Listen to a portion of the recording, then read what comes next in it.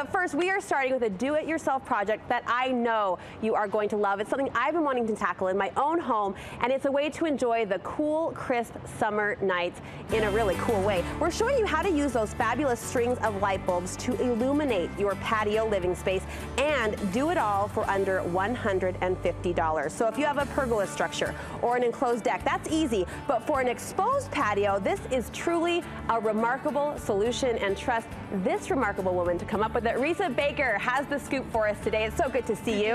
Why are you so short? Where's your heels? I know. I've worn heels for the past 7 years. We're at different heights today. I feel like I'm meeting a new friend. Yeah, please. No, this backyard makeover, Risa, is something else. And I hit on this, but it is a challenge when you have an exposed area, no structures really to attach those lights to. You know, it really is. And our goal with this was to create a space for our big kids.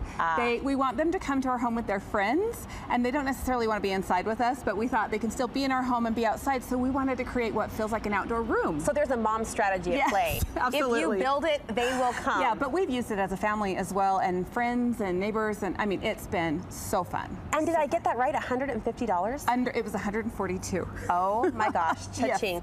Yeah. And you don't just enjoy it at night, I understand, but all times of day. Yeah, we actually, I mean, at dusk it's really, really beautiful when the lights are up. It's fine in the daytime as well. It still kind of feels more like an enclosed room than it does.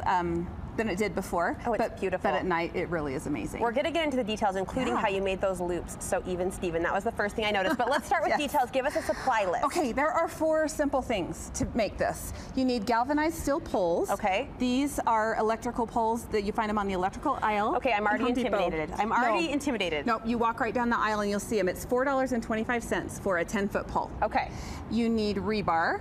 This is a piece of rebar that we just had at home. I recommend 5-foot length of rebar. It's $1 a foot. And are we going to need to cut these down to size, these two drops? These, I brought a smaller one for display, but they come in 10 feet, and I recommend 10 feet because it really gives a nice height to your outdoor space, especially if you have an umbrella or anything else. Because I did notice that as well. There's something to be said for the placement of the structure, and you nailed it. Yeah, it was great. The rebar, I would recommend keeping it at 5 feet. You can buy it cut or you can cut it. We cut it. It was a bit of a job, but I'll be buying it cut. Yeah. Okay.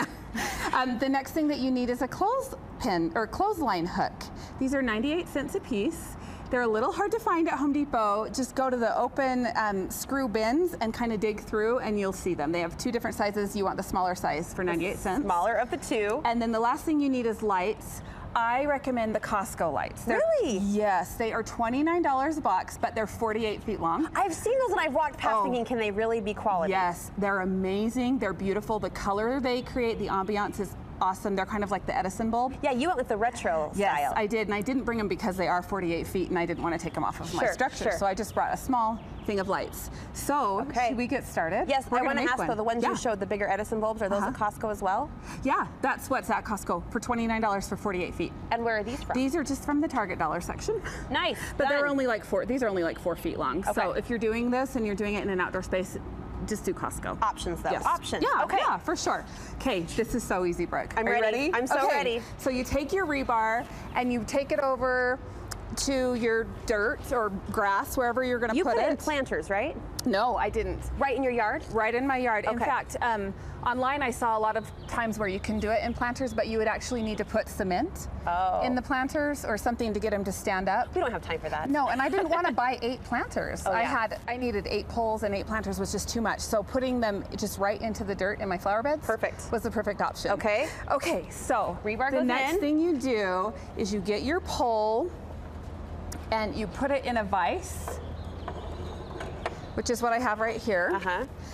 And just for sake of time, I'm going to show my husband already drilled the hole. And just a little tip to get the hole to work well is just use some machine oil, put it on top, and it just helps the drill bit go in there a little bit more clean. Great tip. If that makes sense. And then you take it out and you get your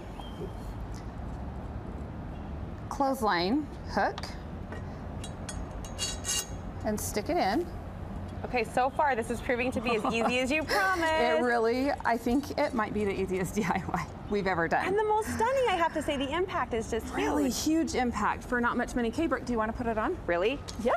I can do this? For sure. You just drop it on? Yes. Is this for real? Just right over the rebar. Like so? Yep. And we string the lights. Yep, then string the lights. So the Costco lights, again, they're awesome because they have a hook above each bulb. So that when you hang them, you just hang them from a little loop. Okay. And so how did you, to my question, how did you get them so even Steven? We had them all spaced properly before we hung the lights, and then once we hung the lights, we actually ended up moving them. We picked up the rebar and the poles and adjusted, and you can't tell the difference. Like, we ended up with probably a foot or two extra on one side of our patio, and we ended up just moving that closer to the door to our home. No one would know if I didn't point it out. And you can see how easy it would be to adjust and to move. Yes, for sure. And I have a friend that did this in her yard, and she just did 2 poles, and then she strung them right up to her house.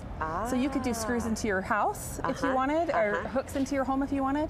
There are endless possibilities. Well, you mentioned a friend jumped on this. I understand there's been a neighborhood effect. Oh, yes. A ripple effect through the neighborhood. I have had so many neighbors coming over and looking at it, and multiple neighbors have already put it in, and it's amazing. It really just does. It creates that outdoor space, and my family has loved it. And like, my son and I went out the other night and sat on the picnic table and just played games. And the light it was a perfect amount of light. Oh, we didn't need a lantern or a flashlight or anything. Call me a DIY dork, but I just got chills. See, you did it. You built it. They came. You're loving it. We have to give a shout out to that hunky Mr. B, as you call him online. He's so hunky, and he was the muscle behind all of this, because honestly, I'm all, let's do this, and he just did it. He cut the rebar, he drilled the holes, he did all the hard part. In this case, hunky equals patient, kind, amenable. Patient. We love it. Always patient. Always patient. The full tutorial's on your website. Where can we find that? RestlessRisa.com, and I'm also on Instagram at RestlessRisa. It looks amazing. Thanks, Thank you so much for sharing. Let's mention the price tag again, $142? Yes, $142. Oh, we love it. So easy as well. We'll link you over to Risa's website from our website if you want to tackle this in your